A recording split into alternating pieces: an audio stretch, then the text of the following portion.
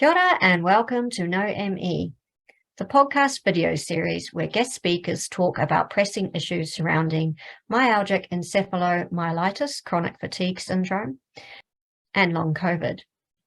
Join researchers, clinicians, and patient advocates as we take a deep dive into the most recent evidence-based information so that you too can know ME.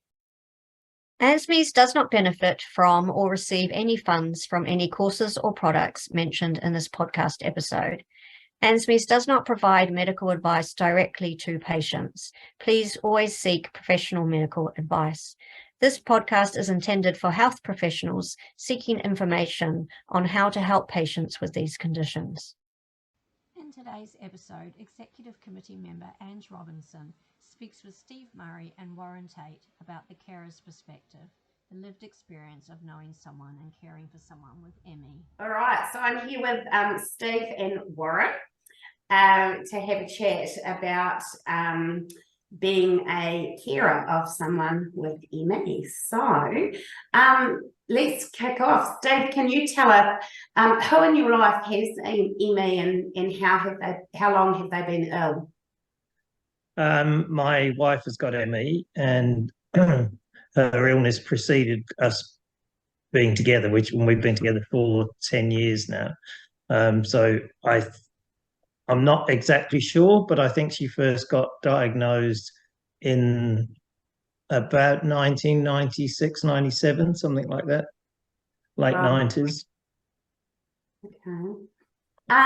What was it like dating and entering a relationship with someone who was unwell with ME? And what was the experience being like? Brutally honest, yeah, it was really difficult in the sense that because the conditions are so peculiar, and I say peculiar in the sense that, you know, it's just about being tired or lack of energy, or it was really hard for me to get my head around how that was an illness. You know, it was so I really struggled with it in the early stages of our relationship. Yes, it was for me it was a real mental barrier that I had to get through. And I'd never heard of it before, so that was the other thing. I had never heard of CFS or ME prior to meeting Sian, so it was it was a challenge. It was a real challenge for me. So any other ways that it was a different experience from dating someone who is in full health? No, not really, not that I can think of. I mean, it obviously impacted at times on our ability to do things together if she was really tired or, you know, needed to rest. So you couldn't just sometimes couldn't just do things spontaneously because Sian hadn't got the energy to actually do anything. So I guess from that aspect maybe as well. But yes, it was certainly very different. And Warren, normally your participation in ANZMES events is as an academic researcher, and right. Wealth of knowledge and expertise in biochemistry and molecular studies. But today we'd also love to talk to you about your personal experience as a caregiver with someone with ME. So who is it in your life who has ME and how long have they been ill? Okay, so I've been part of an ME family now for 33 years, and it started with a vibrant 14-year-old daughter whose health suddenly dramatically deteriorated. And so there were things like she could only walk 5 or 10 meters from her bed to the bathroom and then would have to rest for a couple of hours. And she became hypersensitive to light and to sound. She became allergic to virtually every food item she had. My wife had to redesign a diet for her that she could have without dramatic allergy. So this was a dramatic thing that we saw, and that lasted for about 3 or 4 years. And what now we understand is the acute phase of ME/CFS. The good thing is my daughter never lost hope. And, you know, we hear a lot about this illness as a depressive illness or whatever, but, you know, our experience was that she always was optimistic that things would get better. And so what we now can look back on, and we saw there was a transition to a chronic phase where she, after about 4 years, was able to start interacting with the community and have gradual connections with the outside world, but with frequent collapses. It was like 1 step forward, 2 step back. And so she's gone on in that phase. She lives with the illness still today, every day, but she's learnt how to have some fulfillment in her life within the boundaries of the illness. And so, that's a summary, really. That's really nice. So, given that she is recovered somewhat, how are you currently supporting and caring for your daughter?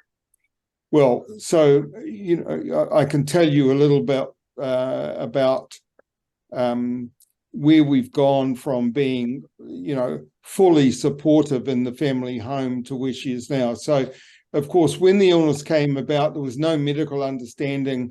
When, you look to your health practitioner and say, what's going on? No one could tell us what was going on. The comments we got, I remember 2 dramatic comments, really. One was from because I'm in, a professional in the health science sort of area. A professor of experimental medicine at the Otago Medical School told me, whatever you do, just make sure she does exercise every day, to keep the body functioning. Of course, that was rather ironic. It was well-meaning, but as we know now, people have to be very careful with exercise. So she would lie on the floor, lift an arm and a leg for about 15 minutes and then go into a relapse for several days. It was quite dramatic. So, as a family, we felt very isolated because there was no social media. We didn't know anybody who was in the same situation as us. And so that was sort of very difficult. But the critical thing is that at some point in time, after about 5 years, where I guess the transition was starting to occur, she said to me, look, we've developed a very unhealthy relationship with having to care for me every minute of every day, more or less, and my wife, of course, majorly. And I want to leave home, and so we can develop a better relationship. Well, of course, I internally hemorrhaged to hear that, because how is that going to happen? But, didn't say that because, and fortunately, she had a group of friends, ex-school friends, who were prepared to take her into their flat. And again, many late night phone calls in the middle of the night when she was really, in pain and struggling and things like that. But that was that was the break from when we were full-time carers. Now, for example, I go up in holiday times, so maybe we'll come on to, but she's got a son now, and in holiday times, when he's home every day, that's really a struggle for us. So I try and go up in those to give support. And of course, other things like financial support through the whole thing is quite important. So if a family can keep giving financial support to make sure, their life can be as comfortable as possible, then that's important as well. That's incredible story of your daughter thriving. That's amazing. Thank you. And Steve, same question. How are you currently supporting and caring for Sian? I'm really fortunate in that she's certainly got better over the time we've been together, so over that sort of 10 years. But it's still very, sorry, I'm struggling with long COVID at the moment. So here's a really good example of brain not working, not connecting, and trying to think of the right word. So she's certainly capable physically of doing more than she was when we first got together. She did a Bachelor of Arts and got through that, which was a challenge she sort of put herself up to. I think from a caring point of view, I'm now for an example, over the last 3 or 4 days, I've questioned her almost every day about, are you doing too much? She's got lots of things that she's got her fingers in pies with, and from my side, it feels like she's trying to do a bit too much, and she might crash. But ultimately, that's her choice in terms of what she commits her time to, and how she manages her time. So in answer to your question, it's probably now more about just being an external voice and observing and being there if she needs me to be there. And so that's lovely. How has the illness affected your couple and life goals, Steve? It's definitely got in the way at times. Certainly in the early days, it got in the way. I was, just as in terms of a relationship. But honestly, she's incredibly creative and is able to a lot of the time sort of work past the challenges that it creates. So from my perspective, it hasn't had a huge impact on our relationship. If you ask Sian that question, you might get a completely different answer. But certainly from my perspective, it hasn't. She gives all of herself all of the time. So it's sometimes that might not be, everybody else is 100%, but it's 100% of what she's got at the time. So for me, it hasn't really. I don't look upon it as a negative as part of the relationship at all, from that perspective. If that answers the question.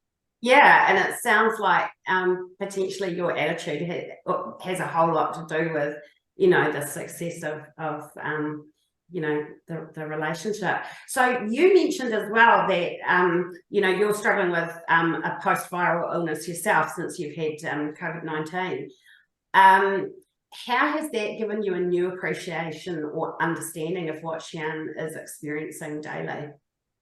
That's a really good question, because I think until you experience it for yourself, it's very hard to actually understand how debilitating it can be.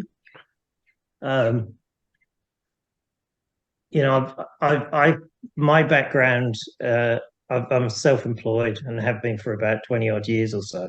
So my background has been working very long hours, always work long hours, and doing lots and lots of stuff, and mostly stuff with my brain, not physical activity as such.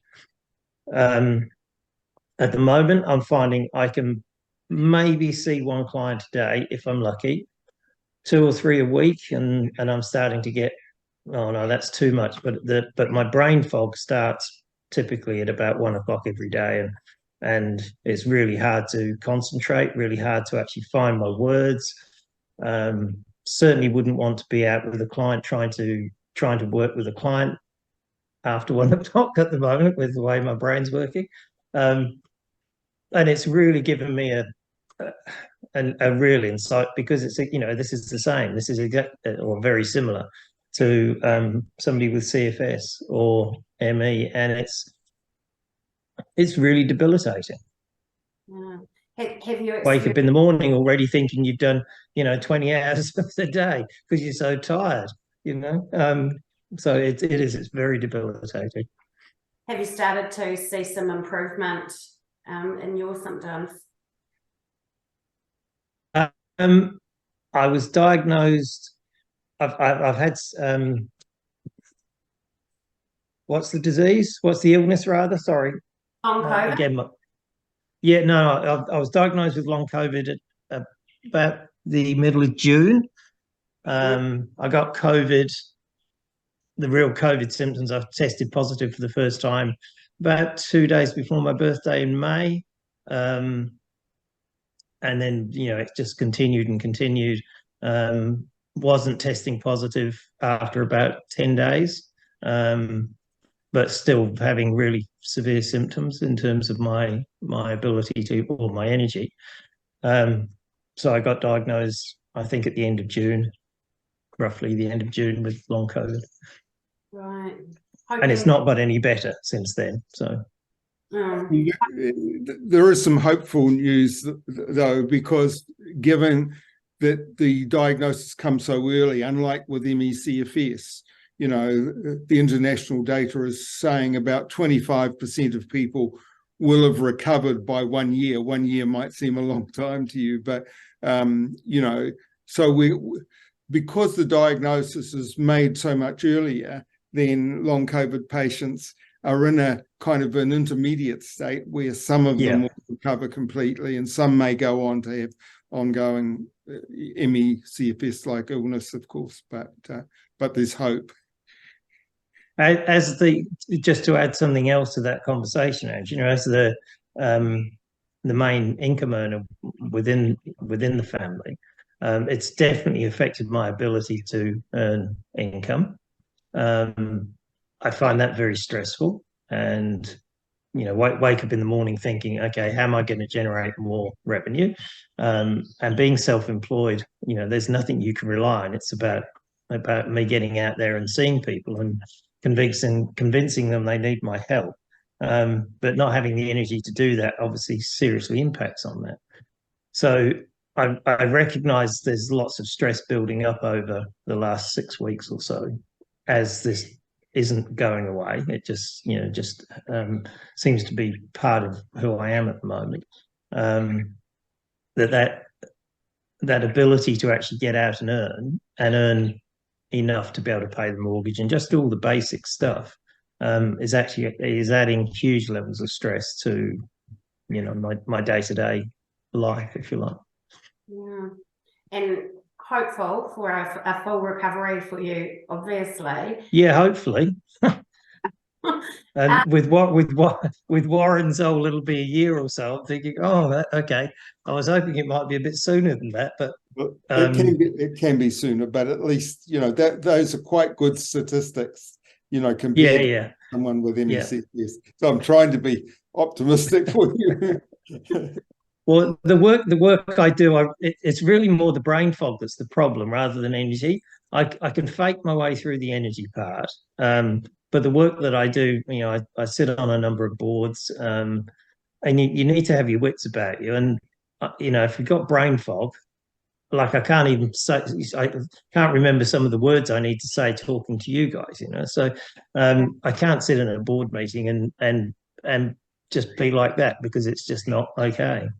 Yeah, especially now suffering from post-viral illness yourself, Steve, what's your advice for someone who has a loved one with ME?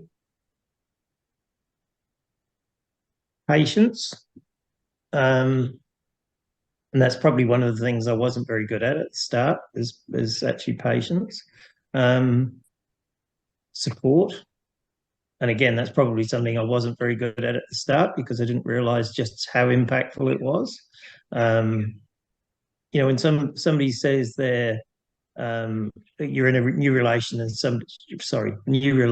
and somebody says they're tired, or they're consistently tired, it's just such a fundamental part of being a human being that it doesn't feel like an illness. So actually, believing somebody when they tell you this is, I think, it took me a little while to actually get to that point of really believing and understanding the impact it was having. Remind me the question again, please, Ange. Any advice for someone who has a loved one, a partner, or even dealing with ME? I think it would be good to change expectations of what's possible. So, you go into a relationship thinking there's a world of possibility.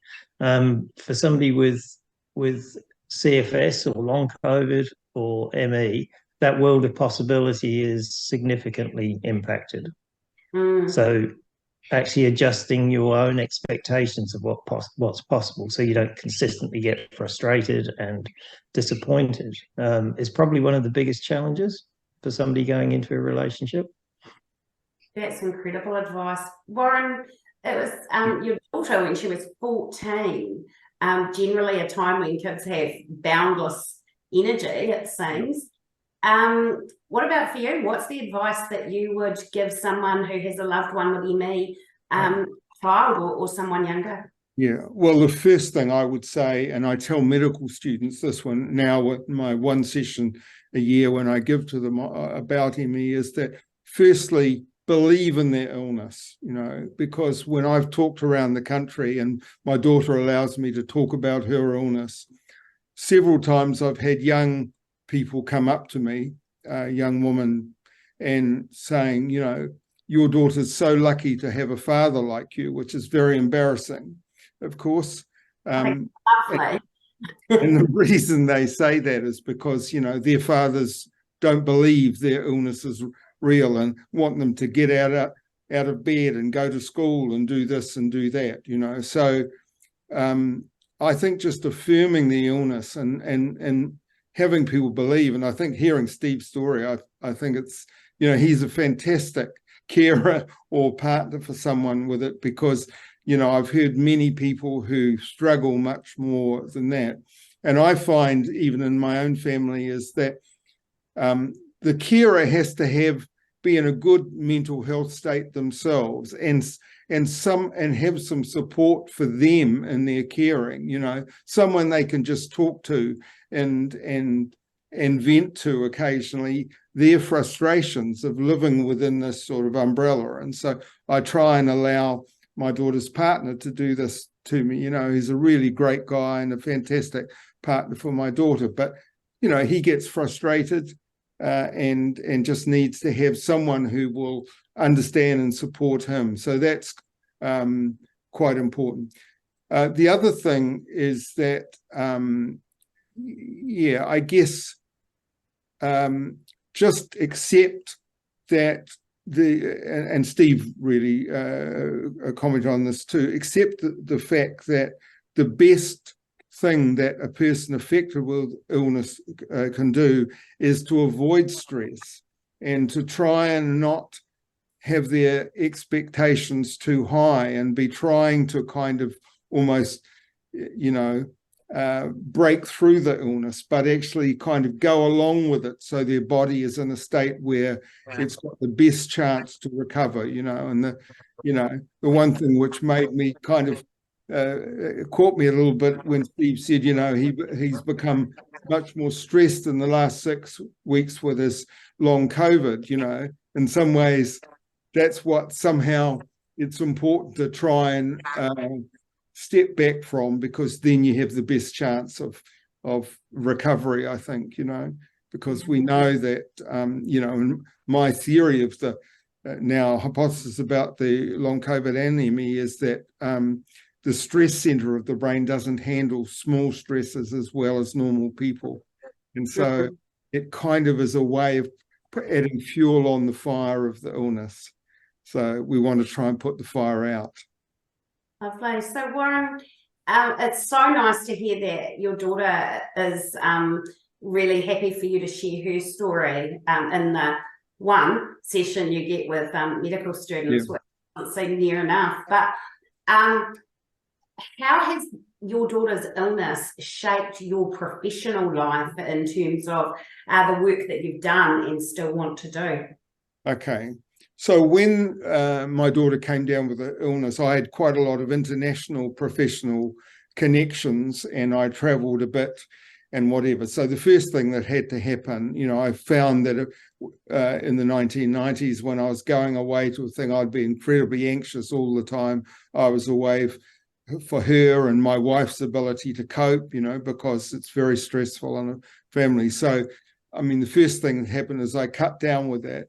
I guess I had a life philosophy that came up from my own upbringing, that my responsibility was to create a stable platform, financial platform for a family. And so therefore working hard, as Steve said, working hard was the most important thing to support your family. And I realized one had to turn that around and say the family's the most important thing, and hopefully it can be underpinned by effective work to support the family. And so One of the things in the early times I did, which, you know, amazes me when I look back now, in the middle, my wife, you know, was a health professional as well, and had a job and had less flexibility than me. So, you know, occasionally when I saw that I was able to do it, I'd go home in the afternoon and just spend a couple of hours with my daughter, you know, in other words, trying to put her first rather than my work first, you know. And so I've learned tremendous amount from her, actually. It allowed me to reevaluate my own personal values. And I'm, of course, very proud of what she's achieved. She's, you know, she 3 lots of tertiary education and struggled every day with it, but, you know, amazingly done amazingly well. So, you know, I've gained really so much with that. And of course, it's given me the passion. I mean, when the illness came down, it was so remarkable to me as a scientist. I tried initially to get some research funding to actually, you know, work on understanding the illness, and referees of grants I put in just said, you won't learn anything about this. It's not a real illness. So it took me until just over 10 years ago to be able to actually get started on doing the research. And the reason that, you know, in my late 70s, I'm still passionate about coming to work every day and working 60 hours a week, you know, now without any salary, is because, you know, I've been through this family situation. My wife came down with the illness about 15 years ago. So we've got 2 members of the family. She's kind of manages that herself, you know, knows a lot about the illness, having gone through my daughters. So it's just given me the passion to keep going and support ME and now long COVID people. And I get, you know, several people phone me or email me every week now and tell me their stories, and I tell them I'm not medically qualified, so you don't have to tell me all your health history, but they still want to. And I try and, you know, about a third of my time is spent on just answering questions, trying to give supportive statements and advice for people who haven't found that advice, you know, in their communities, and unfortunately still with their, you know, with their health professionals. So there's a lot of work to be done, and, you know, but my family experience has driven why I'm not working on my property in my garden or doing those kinds of things on a beautiful sunny day like it is today in Dunedin. We are the better for that choice, I'm sure. And I'm really struck listening to your stories by just how blessed Warren, your daughter, Steve, your partner, are to have supportive family carers in their lives. So what do you both want the health professionals to know? Steve, I'll jump to you. I'm going to say something a little bit controversial. I think the arrival of long COVID has actually been a blessing, because, you know, generally people believe if somebody says I've got long COVID, it's believed and it's accepted, which isn't always the case with CFS ME, and hasn't been for a long period. So given that there, as it are, and Warren can speak on this way more than I can in terms of the similarities between them, it feels like that we've got this first opportunity, this real opportunity to actually advance the story, more so than we've ever had, because people believe long COVID is real. And certainly the chronic fatigue part of the illness has often been completely disbelieved. You know, the remedies that have been put forward, you know, graded exercise, etc., etc., etc., is just like, well, that doesn't work for a lot of people. So I think we're in a position currently where we've probably got our best opportunity in 40, 50 years to actually get something done and recognised and make some advances in the work that you know, has been going on in the background around the 2 diseases. So I actually feel quite hopeful at the moment That's nice. in terms of what can be done. Yeah. Warren, what would you like the health professionals to know?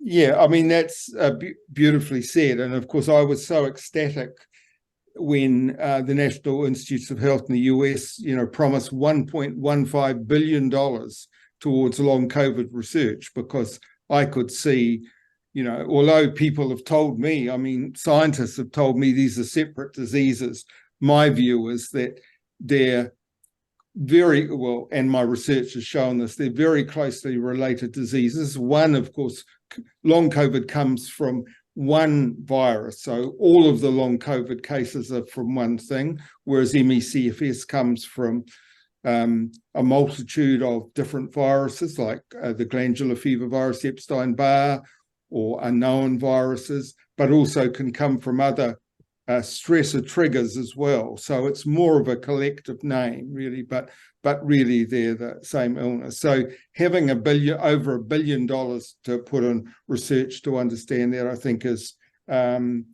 fantastic, and that's very optimistic. There are a few worries. I have my worry beads on, and there's a patient has reported on this in the United States for Health Rising by saying that it's much harder for ME/CFS people to actually get appointments with doctors now, because there are so many long COVID patients, and clinics that had in various places around the US would had ME/CFS, as their signs, have taken them down and now put long COVID in, and not actually seeing ME/CFS patients. And even a wonderful Lucinda Bateman person in the ME/CFS is in a health centre. I noticed that their health centre says now they'll only see ME/CFS patients that have had their illness for 3 years or less. So wow, the way long COVID has overwhelmed almost the ME/CFS community. And in New Zealand, the Ministry of Health, which has ignored ME/CFS forever, they are interested in trying to, how are they going to cope with long COVID? And so I've personally contacted the person who's sort of overseeing this a few months ago, and said, look, I mean, it's great that you're doing this, but don't forget ME/CFS patients, because they're really the same kind of patients. They're our model patients for long COVID. And there's still a lukewarm response to actually bringing the two together. So that's where my worry beads are. But largely, I believe that it is a great opportunity, as Steve said. And I think, we can look forward to greater things. And, I was just reading some research papers before we came on now analysis of genetic susceptibility, which was one of my interests. And this has been spurned by, the long COVID thing. And this was a comparative study between ME/CFS and long COVID, and showing there's a lot of sort of overlap. So there's exciting things starting to come, really. That's really good. So, I mean, and based on some of that conversation around, how the health professionals and health agencies are starting to respond in a shift between long COVID and ME/CFS treatment, what do you want the government to do to recognise ME/CFS and long COVID more? Warren, take it away.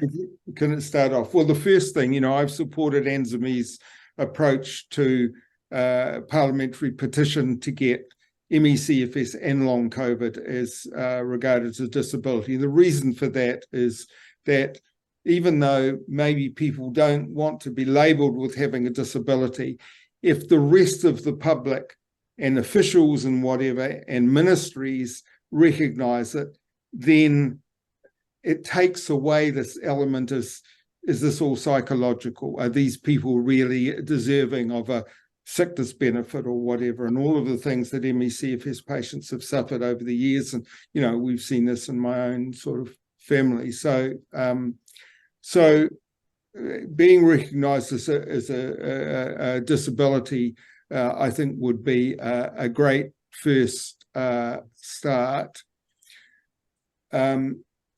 and not separating MECFS patients from long COVID is important. I think there's time for a national platform of clinical care that all health practitioners could have on best international evidence-based practice, because at the moment, I'm still getting from the contacts from patients every week that the quality of care that individual people are getting from the health practitioners around the country is very variable. And yet if there was a national platform and a guidelines for each health practitioner of how to deal with patients, that would be a huge benefit. The other thing is we've had no formal teaching in our medical schools. I do my one session a year kind of thing. And so our medical graduates have been coming out not knowing anything about these diseases. I had an elderly patient in Dunedin recently in hospital and told me that the person who was looking after said he'd never heard of MECFS. So that's still occurring. And so we want our medical students to graduate with good information about these post-viral conditions of MECFS and long COVID, so that when people come, it's a very complex disease that needs a lot of attention.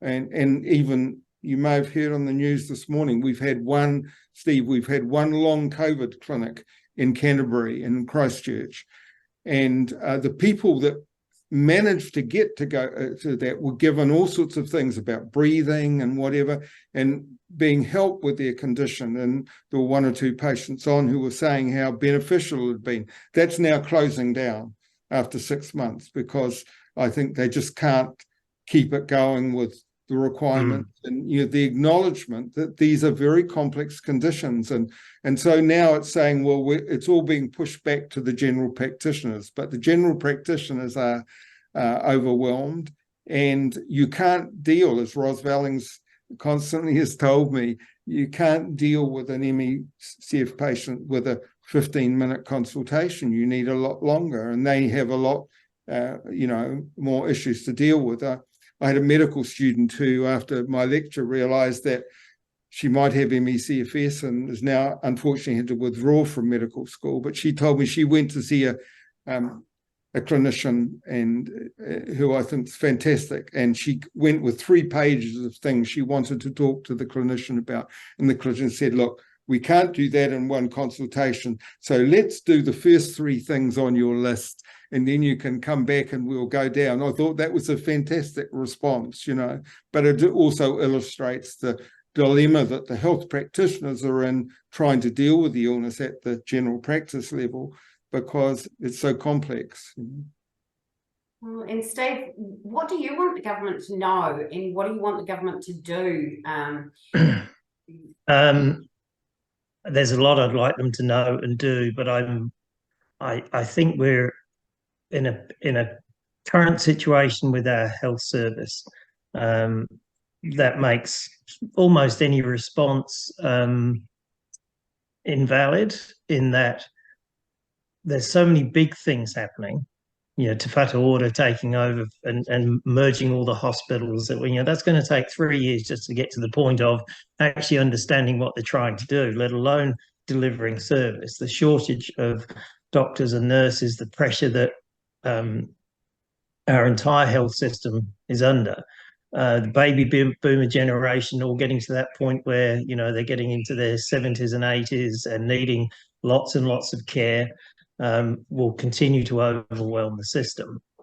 And they've got much louder voices, because the diseases and the illnesses that they suffer from are accepted. Cancer, just a simple thing like cancer, for example. And I know that takes many forms, but so I honestly don't have a lot of hope over the coming years, in that we will actually be able to make a lot of progress, just because of the pressure that's on the system. And it's pressured in every sense of the word. In every single part of the system is pressured. So just being able to function on a day-to-day basis is a struggle for the health system. Just being able to see, when you hear stories of people having to wait in waiting rooms or in the emergency waiting rooms at hospital for 14 hours or in some cases in Waikato for 2 days. It's like, that's not a health system. That's a disaster. Yeah. So, you know, it gives me there's not much hope in there, in the sense that how are we going to channel a little fun or a little space for ME/CFS and long COVID? I mean, like what Warren was talking about in the US, you know, allocating, was it $1.5 billion, Warren, to research? 1.15, yeah. Yeah, I mean that's just fantastic, because we'll get the benefit of that. Yeah. Whether we'll be able to do anything about it is a whole other story, in terms of whether we will be able to, you know, generate the systems and the process to actually make that tangible. I don't know. Can I just say one thing? I mean, yeah, of course, totally concur with everything you're saying, and that's kind of alarming, isn't it? Our health system is in the situation.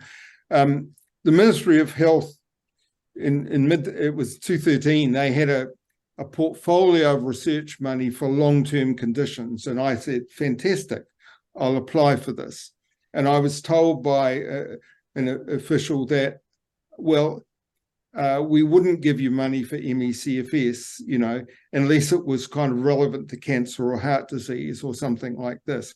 And so I think there is, despite everything that you and I feel about the, you know, the overwhelm, that the health system is overwhelmed at the moment, there are small things that can be done, like, for example, just getting the 3 ministries to coordinate social welfare, health, and disabilities, and have it regarded as a disability, because some small things can happen that will benefit people. And recognition that these are real illnesses means that there can be portfolios of money that are given to New Zealand researchers to, you know, improve conditions. So in that way, I'm optimistic, you know, that it's possible. I've always been an optimist, so otherwise I don't think I'd still be here doing this, you know, so. I think we're all in that state of optimism, otherwise we wouldn't be doing it. But we need the government to recognise ME as a disability and then listen to this podcast, maybe. So yeah, Ange, I think that's absolutely the case. That is the priority. That's the one thing as an organisation, ANZMES should be really focusing on, and as you know, as I understand it, we are to have it categorised as a disability. That would be one giant leap. Whether that makes an awful lot of difference in real terms, I'm not sure. Well, but that it's a measurable step, at least. One way I could see it, you know, like, for example, I know of several people, including my daughter, who, you know, was on a sickness benefit, had to go and get assessed by a designated doctor, and with a 7-minute consultation, and the conclusion was there's no way that she couldn't work full time after she'd been, you know, that's 25 years of her illness where she hadn't been able to work, and, you know, managed to get these degrees just by doing a lot of work on a bed and things like that. So that, I think, could change overnight, if it was classified as a disability. In other words, there wouldn't be a need for people to be sort of constantly assessed to see whether they've got a real disease or not, you know. Those are I agree. Those are the ones that I'm looking for. You know, that wasn't meant to be a pun, but it's really relevant. Warren, you're instrumental in advocacy for people with ME. You're in regular contact with the community and now in contact with people with long COVID as well. What would you like the long COVID community to learn from ME? Okay, I mean, you know, one of the things we didn't talk about was that a lot of ME families, when ME comes into their family, they try and kind of fight the disease. And individual people try and, you know, are constantly fighting and trying to reverse the disease, which causes stress, of course. And what I say is that the best thing is if you've got the condition, is to just rest your body try and allow neuroinflammation in the brain to go down, because that's where you have the better chance of healing. And so that's a critical thing. You know, I mean, it used to be called the 50% rule. Never do 50% more than your energy seems to be able to, you know, allow you to do for ME/CFS. That seems to be forgotten about a little bit now, but certainly resting, not going back to work. I mean, I've heard long COVID people, you know, struggling to stay at work, you know, and it's better to try and find a period of time where you can just take 2 or 3 months off work and hopefully get, you know, back into a better state. And, you know, when long COVID people contact me, they don't want to know about ME/CFS being an ongoing illness for life, unfortunately. And you understand that. In a way, the fact that it's diagnosed early now, as we mentioned before, is quite a good thing, because you can give them hope for a recovery if they do some helpful things for themselves. Make sure they're on a good diet, maybe, you know, not have alcohol, etc. There's a whole lot of health kind of things. Maybe do meditation if you know, if they haven't. Try meditation, try things which will just calm the whole body and brain down. You know, these are the kinds of things which I think we know do have some benefit. Many ME/CFS patients have been doing that now to try and, you know, be able to live with the illness. So, yeah. That's amazing. Hey, I mean, I'm struck listening to your stories and your information about how much richer we are for having both of you in the ME community. And I'm sure your stories are going to mean a lot to people, and certainly a lot to your family members when they listen to this podcast as well. So thank you so much for your time today. Truly appreciate it, Steve and Warren. Thank you. And yeah, thank you, Ange. Yeah, thanks, Ange. And really admire, Steve, what you've done for your partner, and also what you're hopefully doing for yourself now. So, you know. And Steve, a lot of information there for you about somebody who's currently living with long COVID. So take care and all the best to you both. All right. Thank you. Take care. Bye-bye.